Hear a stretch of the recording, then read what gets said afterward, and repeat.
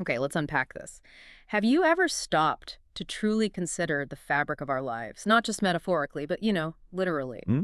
We're talking about the clothes we wear every day, the furniture we sit on, the drapes that frame our windows, the carpets under fit. I mean, they're everywhere.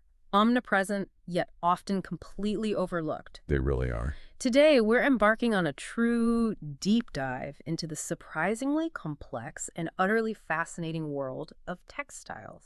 And it is a world. Textiles fulfill just an immense range of interior applications, from the purely aesthetic, adding beauty and texture to a space, Right. to the highly functional, like the fabric on your office chair that provides comfort and durability, or wall panels that absorb sound, or even your bed linens that help regulate temperature. Yeah, so many different jobs they do. Exactly.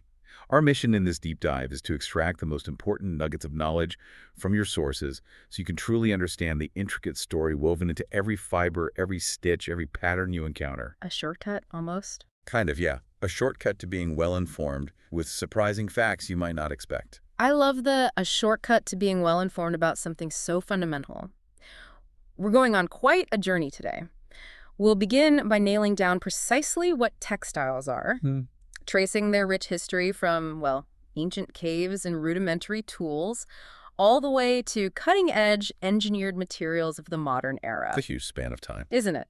Then we'll break down their core composition, exploring the myriad types of fibers from the animal kingdom's luxurious contributions to the ingenious man-made marvels. So much variety there. We'll unravel how they're colored and constructed, and finally, decode the incredible finishes that give them their unique high-performance properties. It's a journey that I promise will change how you look at the materials all around you, giving you a new appreciation for the hidden science and artistry. It genuinely is a comprehensive look at a foundational element of human civilization and modern design. It's truly eye-opening, even for those of us who work with them daily. So, to start at the very beginning, when we talk about textiles, what exactly are we referring to? It feels like such a broad term, one that's often used interchangeably with words like fabric or cloth. Can we nail down some precise definitions that help clarify the landscape a bit? That's a great question, and it's one where precise terminology is incredibly helpful for a deeper understanding. At its core, a textile or fabric refers to a flexible material made of interlocking fibers. Okay. Interlocking fibers. Right. This interlocking can typically happen through various methods like weaving, bitting, or felting. What's truly fascinating, if you think about its origins, is that the very word textile comes directly from the Latin word texere, Oh. which means to weave. So the concept is deeply rooted in human history and the fundamental ancient act of interweaving materials to create something new and useful. That's amazing. So, the name itself tells a story about its origin and primary method of creation. And your sources help us differentiate these terms clearly, which is incredibly useful because, as you said, they get thrown around so much in everyday conversation, sometimes blurring their distinct meanings. They absolutely do. Your sources provide a precise glossary that you'll find incredibly helpful for clarity. When we talk about cloth, we're referring to a finished piece of fabric or material that's intended for a specific purpose. Like a specific use case. Exactly. Think of it as the end product, ready for use like a bolt of cloth designated for a suit or maybe a cleaning cloth. It emphasizes the material as a usable item. Okay. Then there's fabric, which is material produced specifically by knitting, weaving, or felting fibers. This term really emphasizes the method of creation. The how. Right. So fabric speaks to how it's made, highlighting the technical process. I see. So the process of creation defines the fabric itself, and then textile is the broadest, most overarching term, encompassing everything. You've got it. Textile is any manufactured material made of interlacing fibers. This is the broadest term, encompassing all forms, whether it's woven, knitted, or felted, and regardless of its final purpose. So everything falls under textile. Pretty much. Sure. So while all fabrics are textiles, not all textiles are necessarily what we'd casually call fabric. Think of things like ropes or certain non-woven industrial materials. All right. Okay. And finally, at the most fundamental level, we have fiber, which is the basic fundamental element of a textile. This is where it all begins, the individual raw strand, the atomic unit, you could say, before it's spun into yarn or joined with others. That really clarifies things. So the fiber is the atomic unit. The textile is the overarching category that covers any material made from interlacing fibers, and fabric and cloth describe more specific stages or specific uses of that material. Exactly. That's a great distinction that really helps us understand the progression from raw material to finished product, from the very smallest component to the grand application. Precisely. Understanding these foundational definitions allows us to speak about textiles with precision and accuracy, and it really sets the stage for everything we're about to explore, building our knowledge brick by brick, or perhaps fiber by fiber. Fiber by fiber, I like that. Now that we know what textiles are, let's spool back in time because this isn't some recent invention, is it? No, not at all. We're talking ancient history here, long before modern machinery, before even formal agriculture or settled civilizations.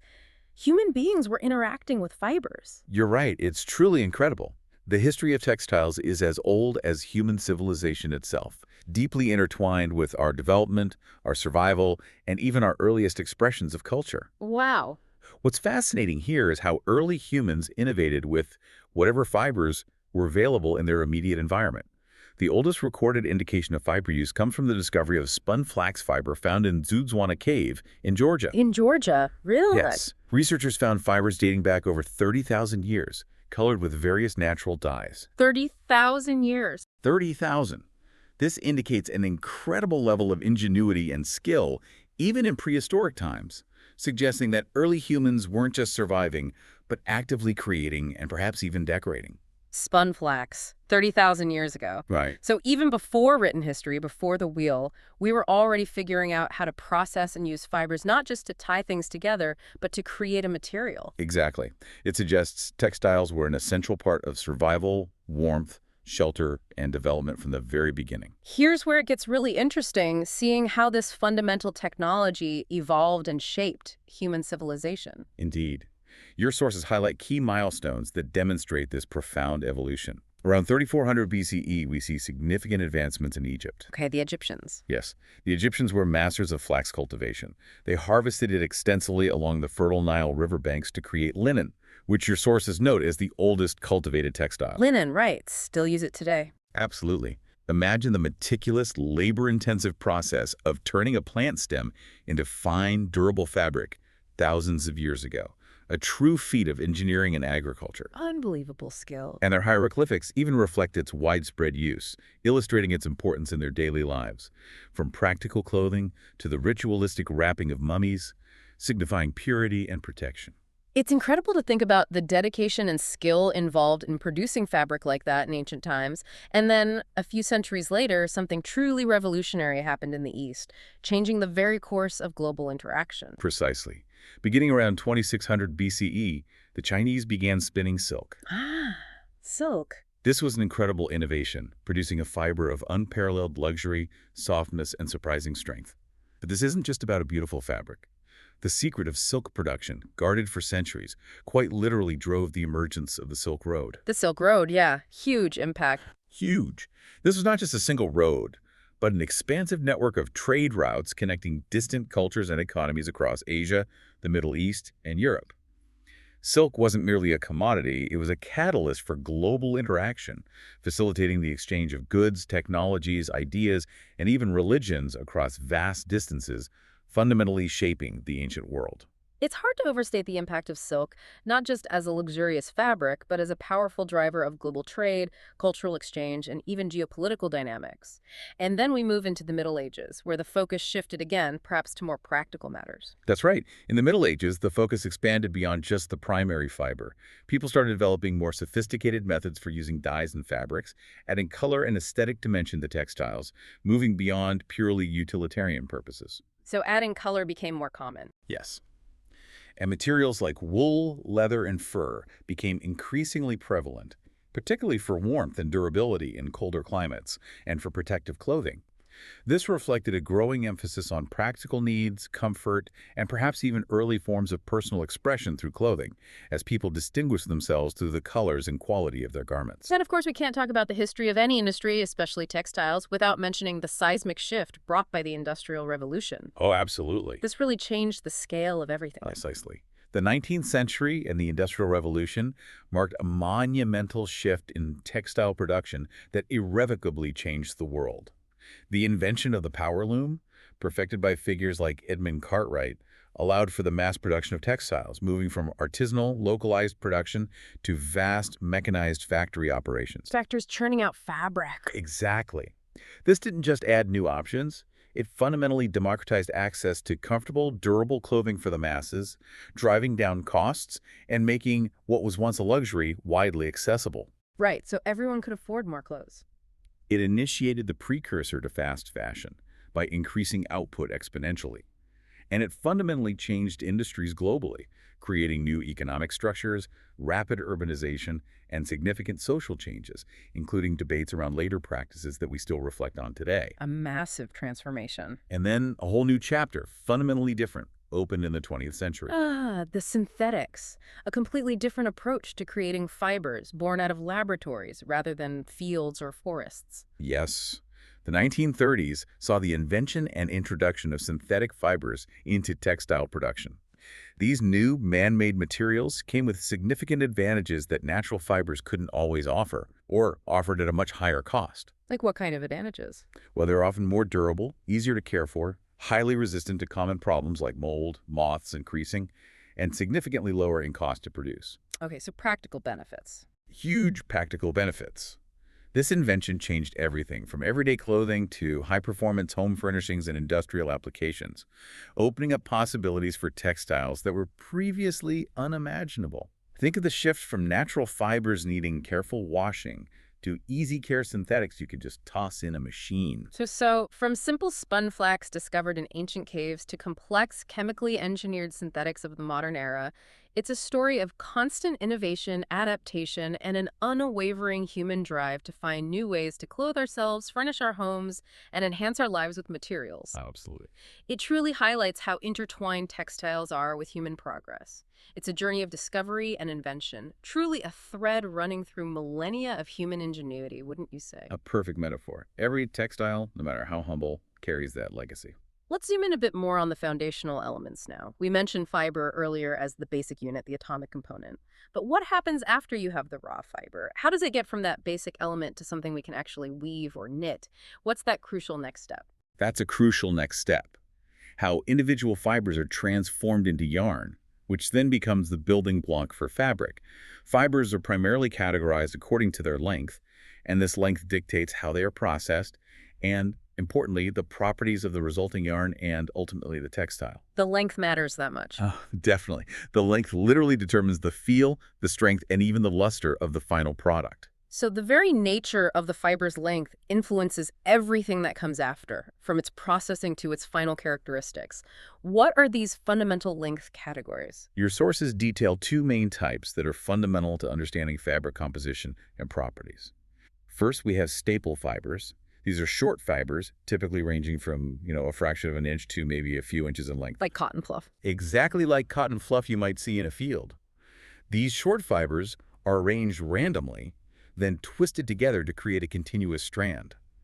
This process results in softer yarns, often with a slightly fuzzy or textured feel, because the short fibers create many ends that protrude from the yarn surface. Ah, okay, so the ends stick out. Right.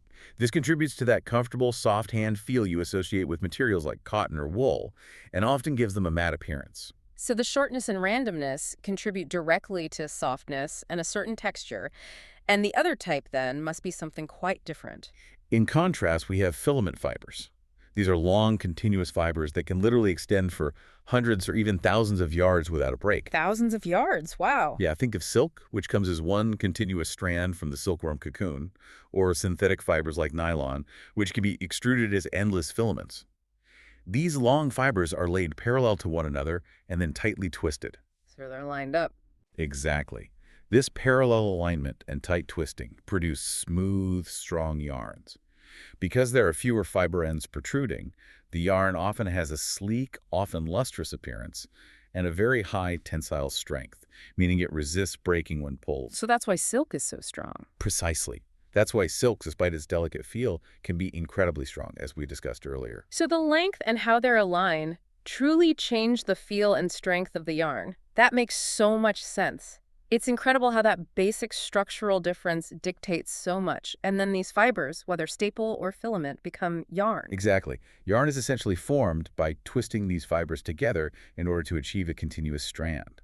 This continuous strand is what's then used for weaving, knitting, or other fabric formation methods. Got it.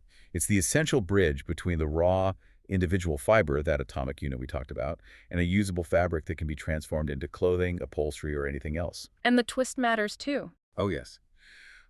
The way the fibers are twisted, for instance, the number of twists per inch and the number of individual strands twisted together to form a ply all contribute significantly to the final properties of the yarn, which in turn dictate the strength, drape, and texture characteristics of the ultimate fabric.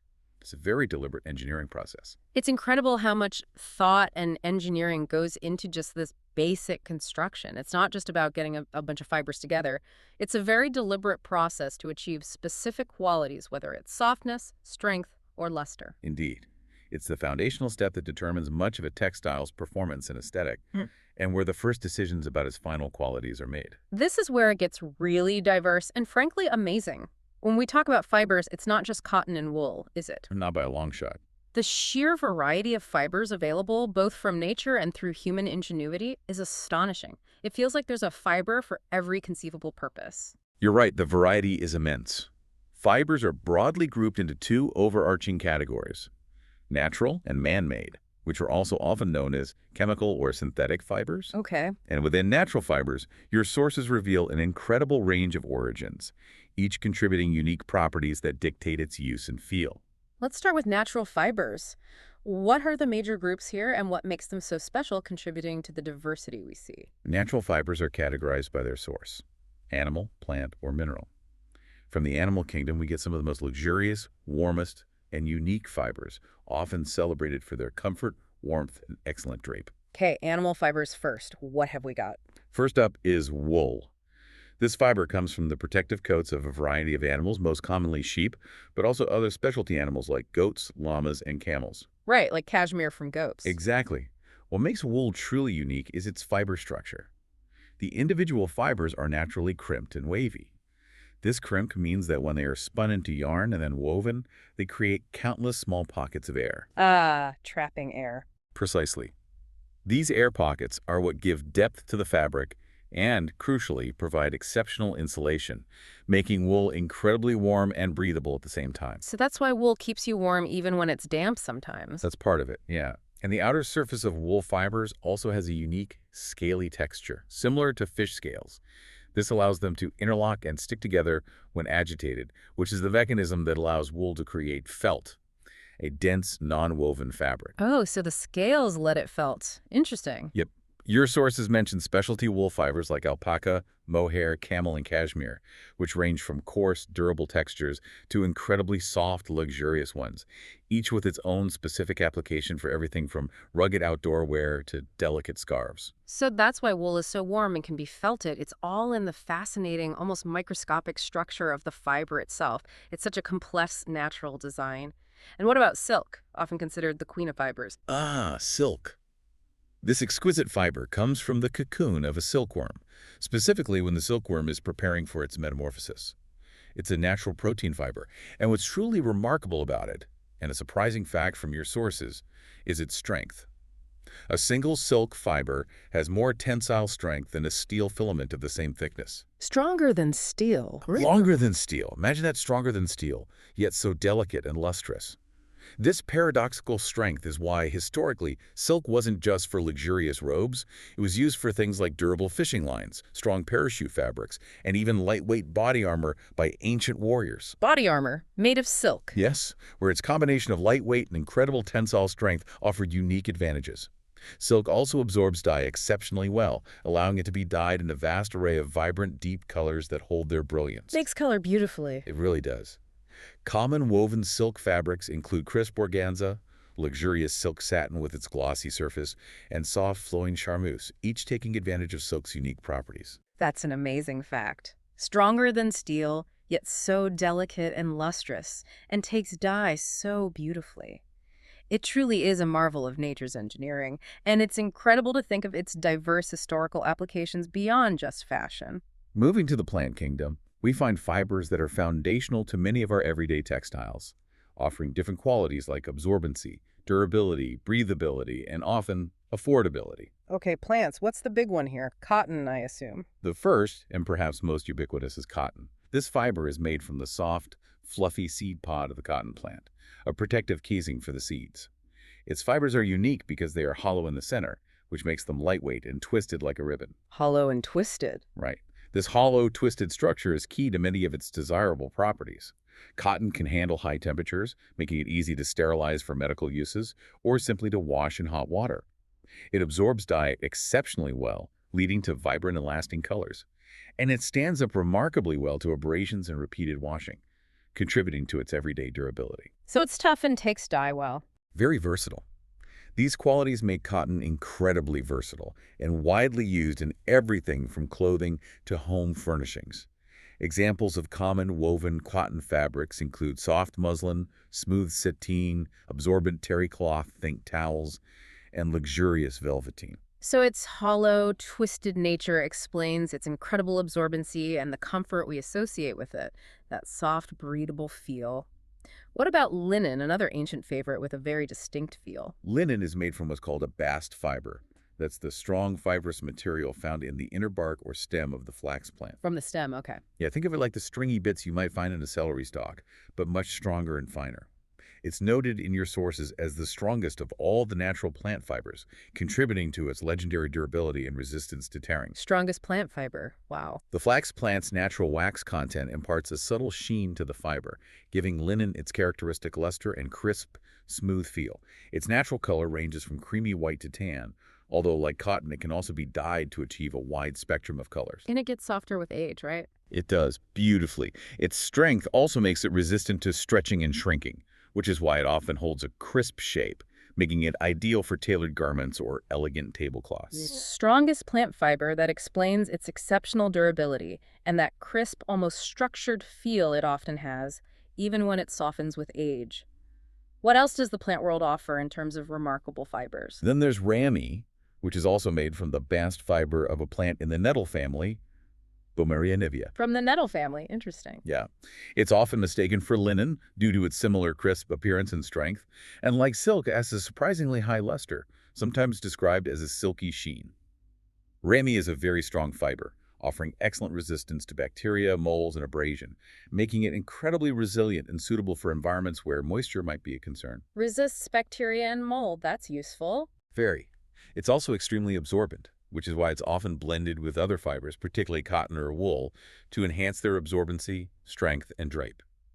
Its resistance to biological agents makes it useful for industrial applications and even some performance apparel. Resistant to bacteria and mold, that's a key attribute, especially for certain applications where moisture or hygiene might be a concern, like outdoor furnishings, specific clothing, or even some medical textiles. And jute, derived from the stalk and stem of the jute plant.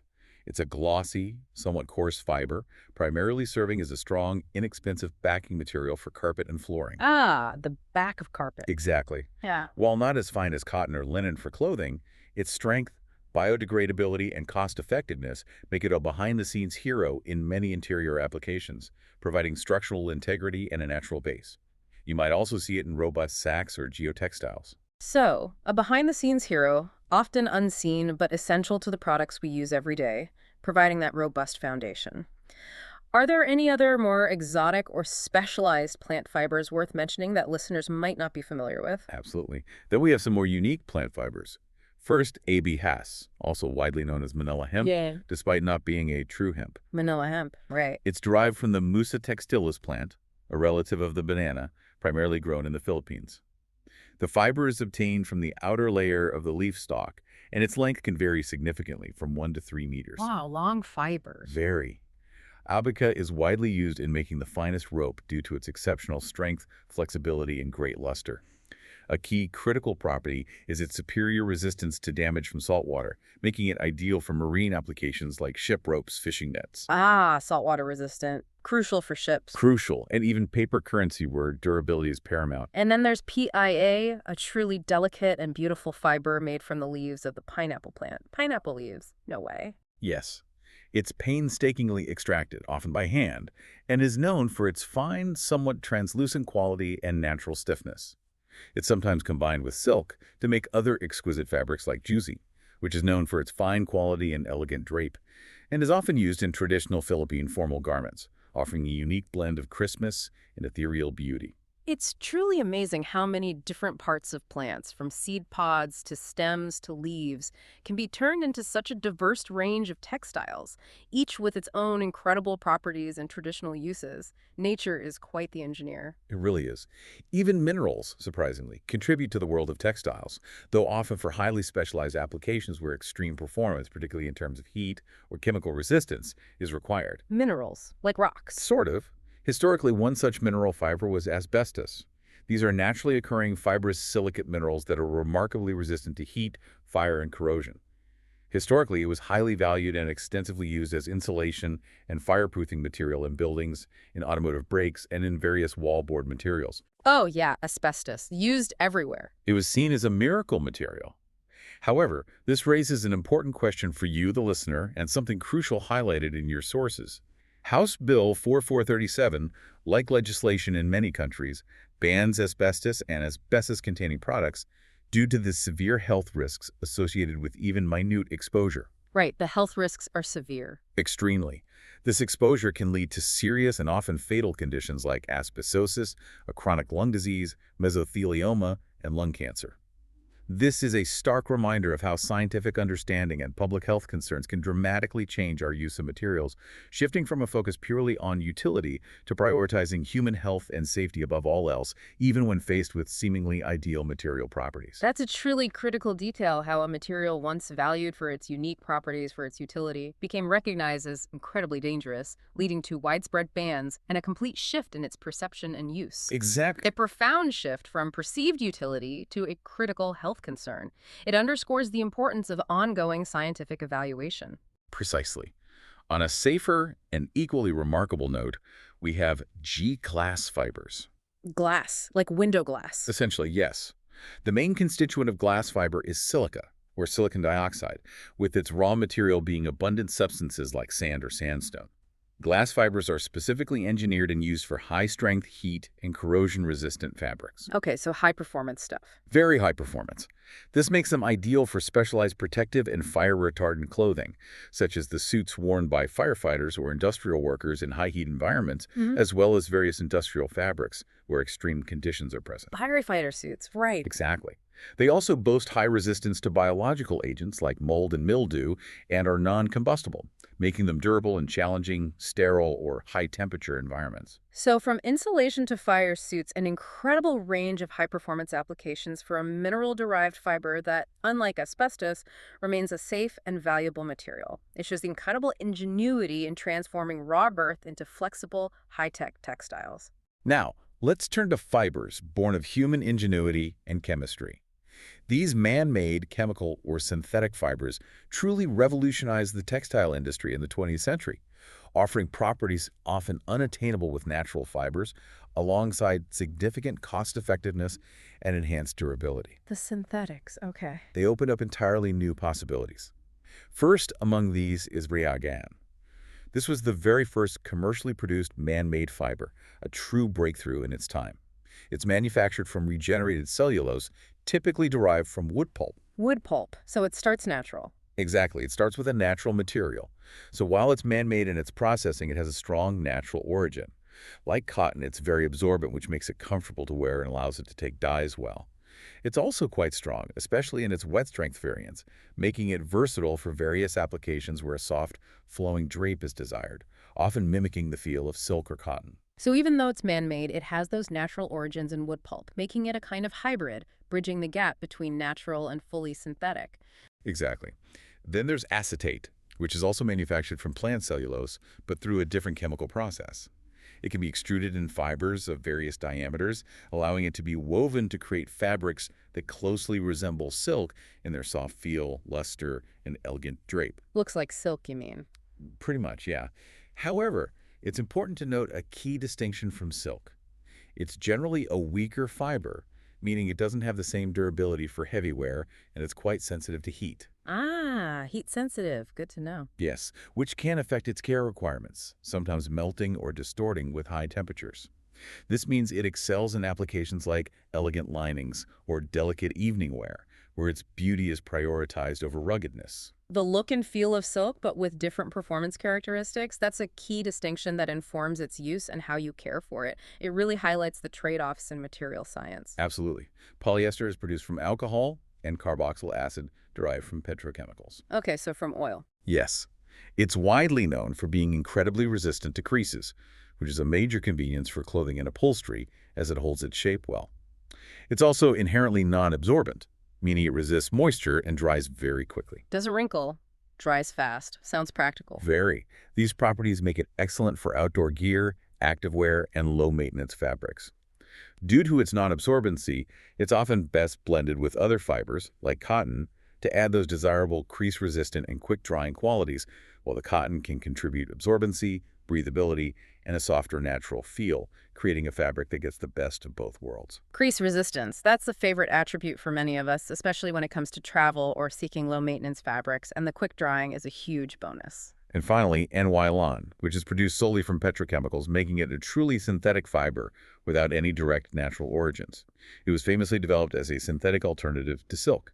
The silk replacement. Kind of. It's commonly used for incredibly durable carpet fibers. Due to its exceptional strength, elasticity, and resilience, it can bounce back from crushing. Right. Carpets need to be tough. Very tough. However, your sources also note that, like acetate, it is very sensitive to heat, which is an important consideration for its care and processing, as high temperatures can damage or melt the fibers. It's also used for hosiery, outerwear, and even some lightweight, strong industrial fabrics. So, a truly synthetic fiber coming entirely from oil with its own specific strengths and weaknesses, requiring careful consideration of its application. It's fascinating how each fiber, whether natural or man-made, comes with its own unique set of attributes and challenges, and how they complement each other when blended. It's all about matching the fiber's precise properties to the desired application and performance, understanding that every choice is a trade-off. Once we have our fibers spun into yarns, whether natural or synthetic, how do we get those vibrant colors we see everywhere? It's clearly not just like dipping it in house paint, is it? No, not quite. It seems like a much more complex chemical process to make color last. Not at all, you're absolutely right. Dyeing is a complex chemical process, not just a surface application. A dye is a soluble substance that penetrates deeply into the fabric, soaking into the individual fibers, and is then fixed by a chemical action, heat, or some other specific treatment. Fixed, okay, so it locks in. Exactly. This chemical fixation is what makes the color permanent and resistant to fading, washing out, or bleeding over time. Your sources highlight different types of dyes based on their chemical properties, and crucially, what type of fiber or material they are best suited for coloring. It's a precise science. What's fascinating here is the distinction in dye types themselves, even before we get to what fiber they're used on. It sounds like there's a spectrum of effects. Yes, there are general categories that describe the dye's inherent transparency or opacity, which influences the final look of the colored material. For example, aniline dyes are translucent. Translucent, like see-through. Kind of, yeah.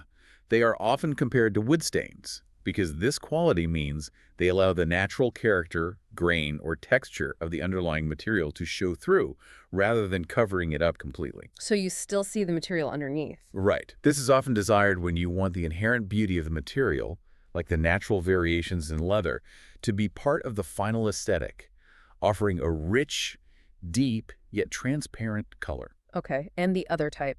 In contrast, semi-aniline dyes are compared more directly to paint. They contain some pigments, which means they provide more consistent and uniform color coverage across many pieces of material, like multiple hides of leather. For like paint, so more opaque. Exactly. This pigment content helps to minimize natural variations in the material, ensuring a more uniform and consistent color across a batch, which is often preferred for large production runs where consistency is key. So a spectrum from translucent to more opaque, depending on the desired effect and how much of the underlying material's character you want to preserve or cover. That makes a lot of sense. And then, importantly, dyes are categorized much more specifically by the type of fiber they're used on. This is because different fibers have different chemical compositions. Some are proteins, some are cellulose, some are petroleum-based plastics, and they react uniquely with various dye molecules. Ah, the chemistry has to match. Precisely. This is where the science truly comes in, as the right dye-fiber pairing is crucial for color fastness and vibrancy. So what are the main categories there? Okay, so for dyes for cellulosic fibers, which include natural plant fibers like cotton, linen, and ramie, as well as man-made cellulosic fibers like rayon, your sources detail a few key types. First, fiber-reactive dyes. These are incredibly important because they molecularly bond with the fabric. Imagine the dye literally fusing with the fiber's molecules. Like becoming part of the fiber. Exactly, creating a covalent bond that makes the dye part of the fiber itself. This results in extremely color-fast and long-lasting shades that are highly resistant to washing, fading, and bleaching. Okay, that sounds very permanent. It is. Then you have direct dyes. With these dyes, the dye molecules are attracted by weaker physical forces at the molecular level of the yarn. Think of them like tiny molecular hooks or sticky notes that grab onto the fiber's surface. Less permanent then. Generally, yes. Yeah. They don't form a permanent chemical bond, but rely on attractions like hydrogen bonding or van der Waals forces to attach.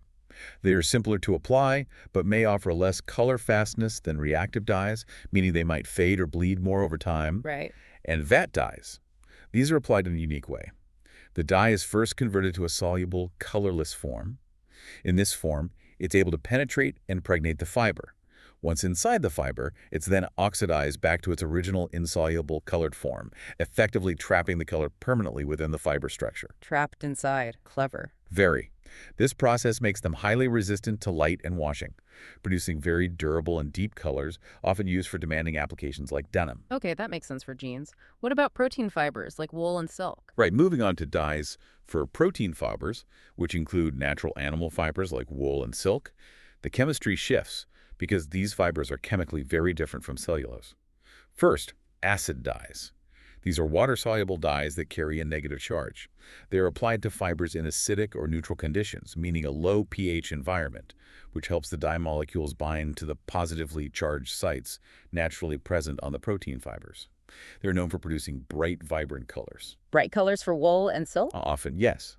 Then basic dyes. Conversely, these are water-soluble dyes that carry a positive charge. They are applied to fibers in neutral or basic conditions, meaning a high pH, where they are attracted to negatively charged sites on the protein fibers. They are also known for producing very bright, intense shades. So opposite charges attract. Essentially, yes. And interestingly, vat dyes are also mentioned as being used for protein fibers, indicating their versatility across different fiber types and their ability to produce highly color-fast results for both cellulosic and protein materials. And finally, the synthetics. They must be tricky. Finally, for dyes, for synthetic fibers, such as polyester and nylon, the challenge is different because these fibers are often hydrophobic, meaning they inherently resist absorbing water or water-based dyes easily. They're essentially plastics. Right, water just rolls off. Exactly. So you need dispersed dyes. These are the primary dyes for synthetic fibers. They are unique because they are organic coloring substances that are free from ionizing groups, meaning they don't carry a charge, and they have very low water solubility. So they don't dissolve in water. Barely. Instead of dissolving, they are like tiny water-hating dye particles dispersed in water. They're suitable for dyeing hydrophobic fibers because they're of the smallest molecular size among all dyes, allowing them to penetrate the dense, tightly packed polymer structure of synthetic fibers, especially when the fiber is heated and its structure temporarily opens. They kind of sneak in when it's hot. That's a good way to put it. They effectively sneak into the fiber, locking the color in without needing to dissolve in water. So the specific chemical composition of the fiber dictates the type of dye that will effectively bind to it and create a lasting color. That's a true scientific challenge, requiring a precise knowledge of chemistry to achieve the desired aesthetic and performance. Absolutely. It's not just about a pretty color, it's about a complex chemical reaction tailored to the material. Precisely. It's a testament to the intricate science behind what seems like a simple visual element, ensuring the color you see today is the color you get tomorrow, wash after wash. Once we have our fibers spun into yarn, or even before it's dyed, how does it actually become the textile we recognize? This is where weaves come in, right? Yes. It's about how those threads interlace to form a structure, creating the very fabric of our lives. You're spot on. Weaves are indeed the fundamental interlocking patterns of warp and weft yarns that create a textile. Think of weaving like building a fence. The warp yarns are the long, steady posts running lengthwise, The long ones. right, forming the foundation of the fabric, while the weft yarns are the crosswise threads, or filling yarns, that weave in and out, creating the actual fabric structure. Warp and weft, okay. It's a common misconception, however, that weaves are types of fabric. For example, your sources explicitly state that jacquard is a weave, not a type of fabric itself. Ah, good point. A jacquard weave can be made of various types of fibers, from cotton to silk to synthetics, producing fabrics like brocade or damask. The weave defines the structure, pattern, and often the texture, not necessarily the fiber content. That's a key distinction. So understanding the weave tells us about the structure, the visual pattern, and often the inherent texture and durability. What are some of the most common weaves we encounter every day, and what makes each unique in terms of its construction and final properties? Your sources detail several fundamental weaves that form the backbone of textile production, each offering distinct characteristics.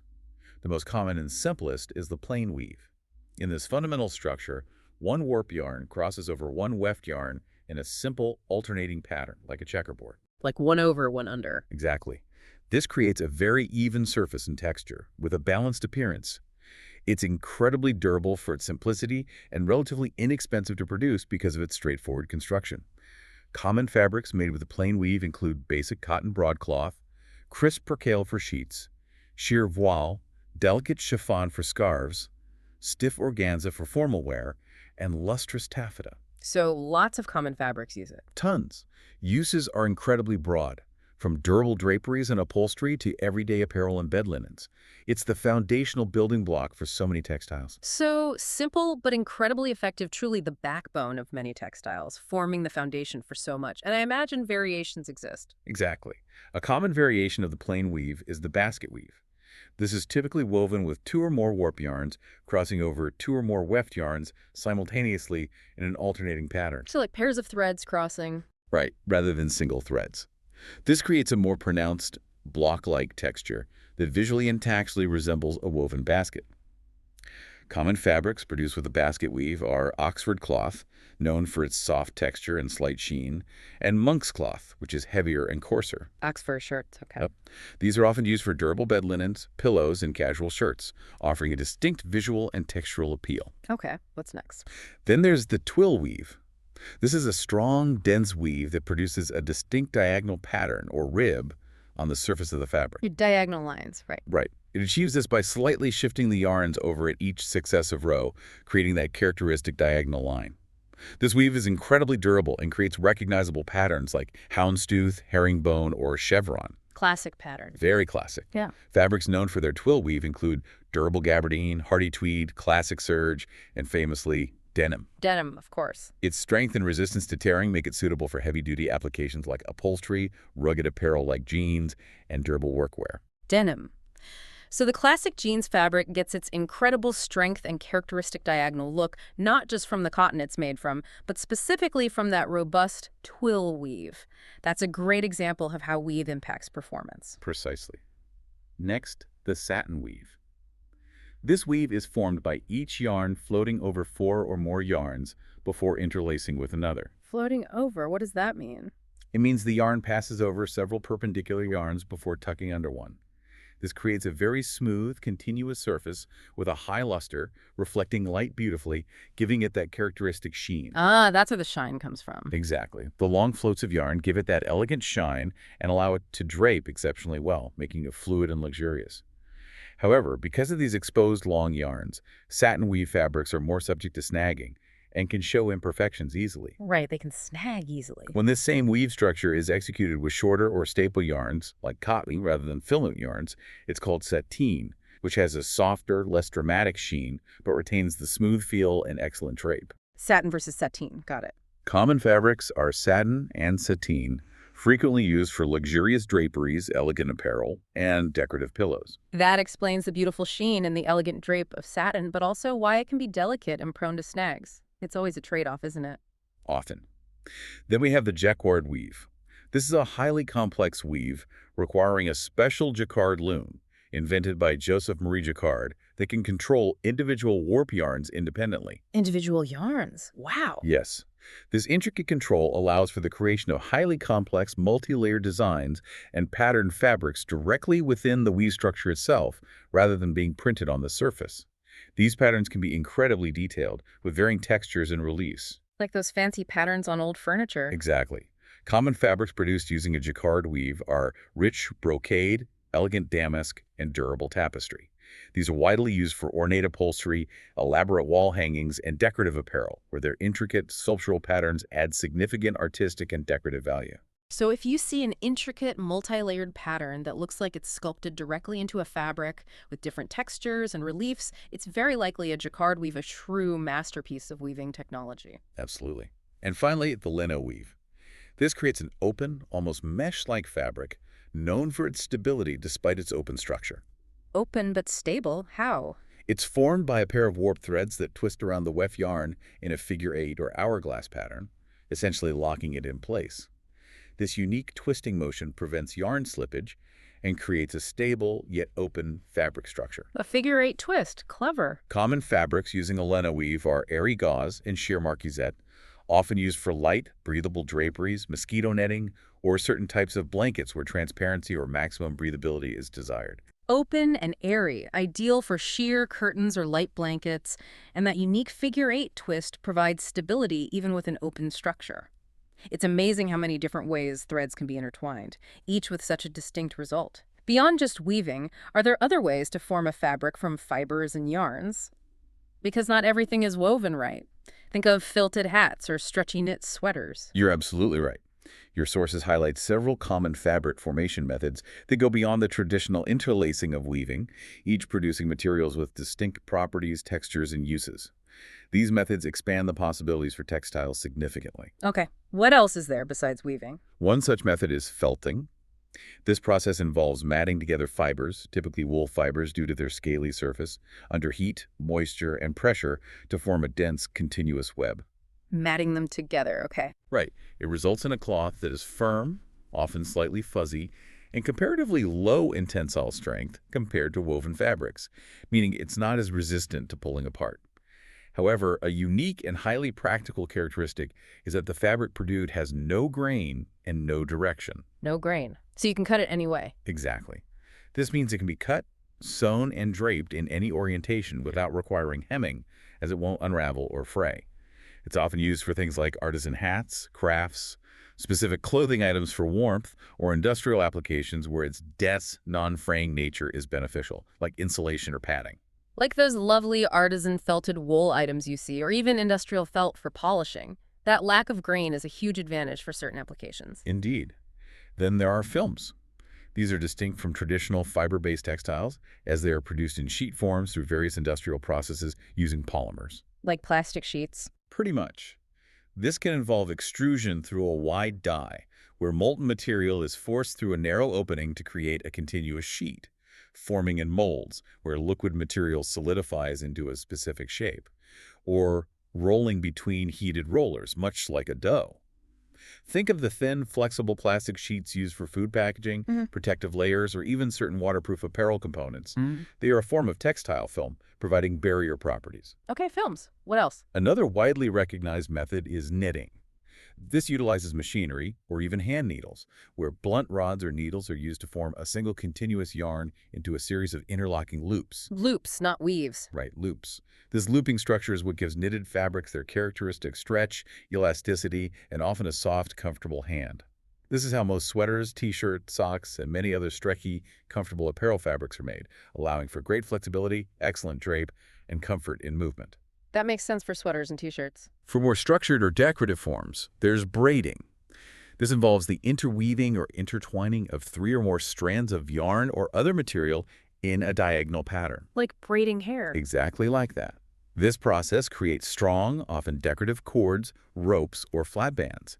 You see this everywhere, from shoelaces and decorative trims on clothing or furnishings to sturdy ropes and specialized industrial cords where strength and flexibility are paramount. Shoelaces, right. And finally, twisting. This involves the intertwining and sometimes knotting of yarns that run in 2 or more directions, often creating open work structures. This method is used to produce items like nets for fishing or sports, intricate macrame creations, and delicate laces, where openwork patterns, lightness, and decorative elements are key. So a whole toolkit of methods, each creating different textures, properties, and aesthetic qualities. It's fascinating how the choice of technique completely alters the final material. What does this all mean for the final product, and how do designers and manufacturers choose which method to use? Well, it means that the choice of formation method is just as critical as the choice of fiber. Each method imparts specific characteristics. Felting gives density and no grain. Knitting provides exceptional stretch and comfort. Weaving offers stability and a vast array of pattern possibilities. Films provide barrier properties and water resistance. And braiding and twisting create structural or decorative elements. So you pick the method for the job. Exactly. Understanding these methods allows for the creation of textiles precisely engineered for their intended purpose. Whether it's a soft, stretchy garment for athletic wear, a rigid, sound-absorbing wall covering for an office, or a durable, plush carpet for a high-traffic area. It's all about matching function with form, creating a textile that doesn't just look good, but performs perfectly for its environment. Now that we know about the dyes themselves and how fabrics are formed, let's talk about when the color actually gets applied during the production process. Does it always happen at the very end once the fabric is complete, or are there different stages that offer different benefits and artistic possibilities? Not at all. That's a great question, because the stage at which dyeing occurs is a strategic decision in textile production, and each method has its own advantages, impacting the color fastness, vibrancy, and how patterns can be achieved. So timing matters. Big time. It's not just a matter of convenience. It's about chemistry and design intent. One key method is yarn dyeing. Here, as the name suggests, the dye is applied to the fibers after they are spun into yarn, but before those yarns are woven or knitted into a fabric. Dye the yarn first. Why? Well, this stage of dyeing is crucial when you want to create multicolored designs that are woven into the fabric itself, such as classic plaids, intricate stripes, houndstooth patterns, or elaborate jacquards, where different colored yarns are interlaced to form the design. Ah, so you need colored yarn to weave patterns. Exactly. The color penetrates the yarn completely, resulting in excellent color saturation and often better color fastness for patterned fabrics than is printed. Okay, yarn dyeing for patterns. What else? Then there's piece dyeing. This is perhaps the most common and efficient method for producing solid colored fabrics. This is when the dye is applied to a woven or knitted material after it's been formed into a full fabric, often in large rolls or pieces. Dyeing the whole bolt of fabric. Pretty much.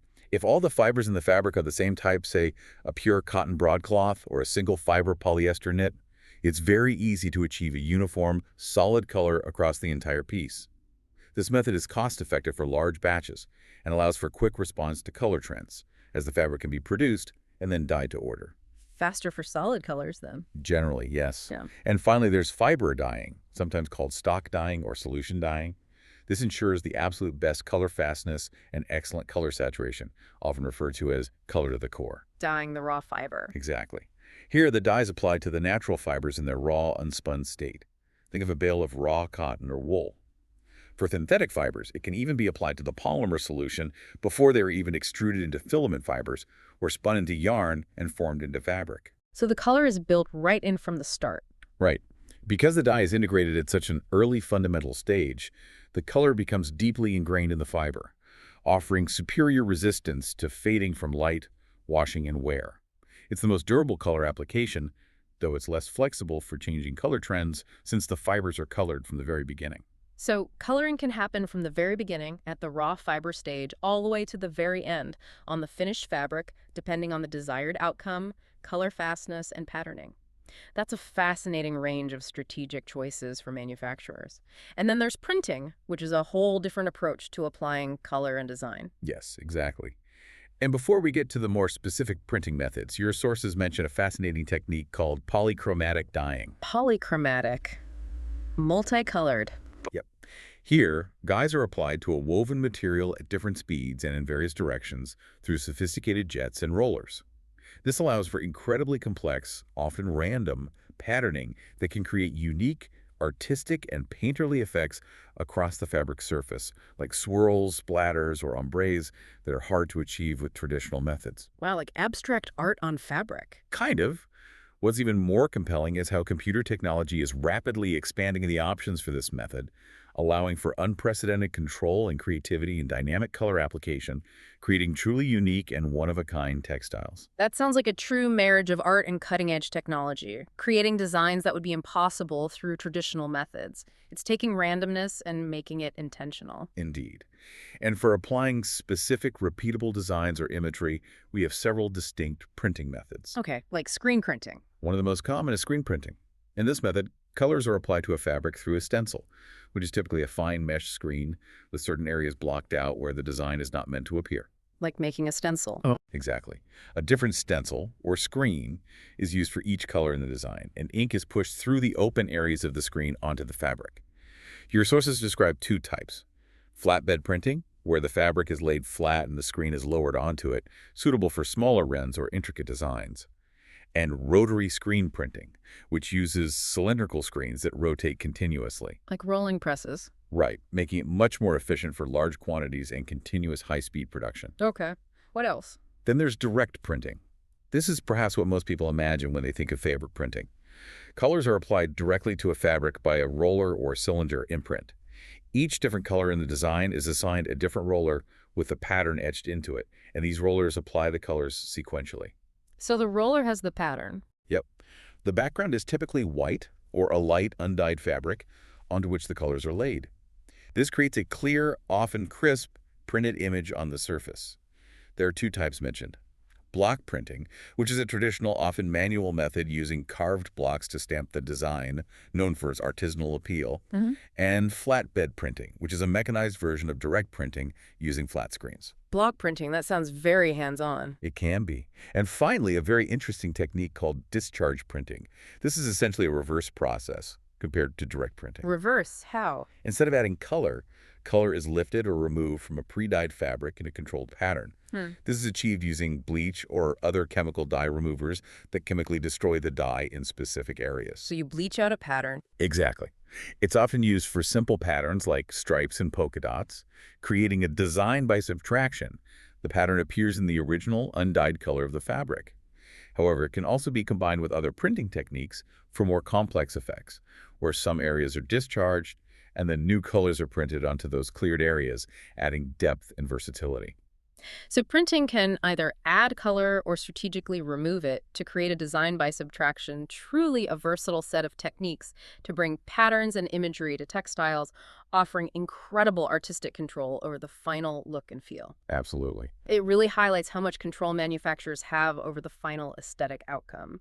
Each method offering distinct aesthetic and practical possibilities for pattern application, making the design possibilities almost limitless. So we've gone from fiber to yarn, formed into fabric through various methods, and then colored through dyeing or printing. Is that the end of the journey, or are there further treatments that textiles undergo to enhance their performance for specific demanding uses? Because it feels like there's always a way to improve things. You're absolutely right, not at all. This raises an important question. How do we make textiles do more than just exist beautifully or comfortably? Right. How do we give them superpowers? It's a good way to put it. That's precisely where fabric finishing comes in. These are various chemical or mechanical treatments applied to a fabric, usually after dyeing and printing, to significantly enhance specific properties, making them more suitable for diverse and demanding real-world applications. These finishes are like adding superpowers to fabrics, transforming their capabilities. Your sources detail a crucial range of these finishes that add incredible functionality. Okay, what kind of superpowers are we talking about? First, we have stain resistance. This is a finish applied to a fabric to help it resist both water and oil-based stains. It's typically sprayed on the surface and worked by creating a molecular barrier that makes the fabric repellent to liquids, causing spills to bead up rather than soak into the fibers. Like on couches or carpets. Very useful. Incredibly practical for upholstery, carpets, and children's clothing, significantly extending the life and maintaining the appearance of a textile. This finish can often be combined with other finishes for multifunctional fabrics. Okay, what about safety? Closely related is flame resistance. This is a critical finish applied to ensure the fabric complies with stringent building and fire code regulations, especially important for commercial and public spaces like hotels, theaters, or hospitals. Right, fire codes are strict. Very. Your sources specify two main types of flame-resistant treatments. Polymers, which often work by creating a char layer that insulates and slows combustion, and salines, which release non-combustible gases when heated, suppressing flame. Their specific use is determined by the fabric type, as different fibers react differently to these chemical treatments. So it makes it harder to catch fire or slows it down? Exactly. It's crucial to understand this. So these finishes aren't just for comfort or aesthetics, but for critical safety and practicality in real-world use, especially in places where regulations and public safety are paramount. It's about engineering for peace of mind. Exactly. Then there's water resistance. This is typically a silicone or fluorochemical finish applied to a fabric to help it resist the absorption of moisture. Like for raincoats. Precisely. While it doesn't make the fabric fully waterproof, meaning it can still eventually soak through under prolonged exposure or pressure, it significantly reduces the fabric's tendency to get wet, causing water to bead and roll off the surface. This is vital for outdoor apparel, umbrellas, and many types of outdoor upholstery. Okay. What about static cling? That's annoying. We also have anti-static treatment. This finish is applied to fabrics to remove static buildup, which can be annoying, causing clothing to cling or creating small shocks, and can even be problematic in certain sensitive electronic environments. Fabric softeners, which often contain antistatic agents, are effective here because they coat the fibers, thereby reducing electrostatic conductivity. So fabric softener helps with static. It does, preventing those uncomfortable shocks and clings we're all familiar with and making fabrics easier to handle. Good tip. Anything else? And a particularly crucial finish for hygiene and durability is bacteriostatic and antimicrobial treatment. This finish is applied to fabrics that are prone to mold, mildew, rot, and bacterial growth, especially when they are exposed to moisture, high humidity, or frequent human contact. Like gym clothes or hospital fabric? Exactly. This finish actively inhibits the growth of bacteria, fungi, and other microorganisms, extending the fabric's lifespan, preventing odors, and maintaining its cleanliness. This finish can be applied either directly to the fabric surface post-production or, for even greater efficacy and permanence, integrated directly into the fibers during their production. Built right in again. Essentially building the antimicrobial properties into the material from the very start. So these finishes are like superpowers for fabrics, making them suitable for incredibly specific, demanding environments, from healthcare facilities where hygiene is paramount, to outdoor gear that faces harsh weather, to gym clothes that need to resist odor. They really turn a basic textile into a high-performance material, custom-tailored for its job. They truly are transformative, and these finishes contribute directly to a fabric's overall performance attributes. Your sources highlight key metrics for assessing how a fabric will perform in its intended application, giving you a scientific basis for understanding its capabilities. Like those ratings you see sometimes. Exactly. First, abrasion resistance. This measures the durability of a fabric, specifically its ability to withstand surface wear caused by rubbing or friction. Standard tests, often using specialized machines, measure its performance by subjecting it to a repeated number of cycles or rubs before showing significant wear. The double rubs number, right? That's the one. The results are typically expressed in double rubs or Martindale cycles. However, it's important to note that while these tests provide a good indication of durability, the results may not perfectly predict suitability for every specific application, as real-world conditions can vary greatly from laboratory tests. Okay, so it's a guide, not a guarantee. Pretty much. Next, absorbency. This is the ability of a fabric to absorb moisture. It's an incredibly important attribute because fibers may alter in strength, shape, or appearance when wet. Like shrinking or weakening. Right. For instance, some fibers might swell, others might shrink, and some might weaken significantly. Understanding a fabric's absorbency dictates appropriate cleaning methods to prevent property changes or damage. Your sources distinguish. Hydrophilic fibers, like cotton or linen, absorb moisture easily and feel breathable, Water-loving? while hydrophobic fibers, like polyester or nylon, do not absorb moisture easily, which is why they feel less breathable but dry very quickly, making them great for activewear. Water-hating. Got it. Then there's acoustical transparency. This is a measurement of how much sound can pass through a fabric without being absorbed or reflected. Generally, an open weave fabric, like a lino weave or a fabric with a low density, is less obstructive to sound transmission and therefore more acoustically transparent than a tight weave or dense fabric. So important for speaker covers or acoustic panels. Exactly. This is critical for applications like speaker grills, acoustic panels in offices or recording studios, or even decorative fabrics used to manage sound in large spaces. And finally, fire resistance again. And finally, fire resistance. This refers to the degree of a fabric's resistance to heat and flame. As we discussed, the chemical finish applied to a fabric plays a significant role in its overall performance in this regard, improving its resistance to ignition or spread of flame. However, the inherent fiber type and weave also contribute. For example, wool is naturally more flame-resistant than cotton. This attribute is paramount in safety-critical applications. So when you see a tag with performance metrics like abrasion cycles or water resistant, you now know the science behind what they mean and how finishes and inherent fiber properties contribute to those real-world capabilities. It gives you a whole new appreciation for fabric specifications and why certain materials are chosen for certain jobs. Exactly. It's about understanding the practical implications of textile science, empowering you to make informed decisions about the materials you choose and use. Finally, let's talk about some practical terms you might encounter when working with the textiles, especially if you're ever buying fabric for a project, designing an interior, or just trying to understand the physical characteristics of the material. Yeah, the nuts and bolts. These are the terms that help define the physical dimensions and orientation of a bolt of fabric, and they're crucial for working with textiles effectively. Yes, these terms define the essential dimensions and orientation of fabric as it comes from the mill, and understanding them is crucial for designers, manufacturers, and anyone serious about working with textiles to ensure proper use and minimize waste. Okay, what are they? The first is width of fabric. This refers to the width of the fabric roll as it comes off the loom or is prepared for sale. The most common width available in the market for interior applications like upholstery and drapery is 54 inches. 54 inches, that sounds familiar. It's pretty standard. This has become a standard over time, largely due to historical loom sizes and practical considerations for handling and cutting. Okay, and wider ones. Then there's double elmi. These are larger rolls of fabric, most commonly available in widths of 110 inches or 120 inches.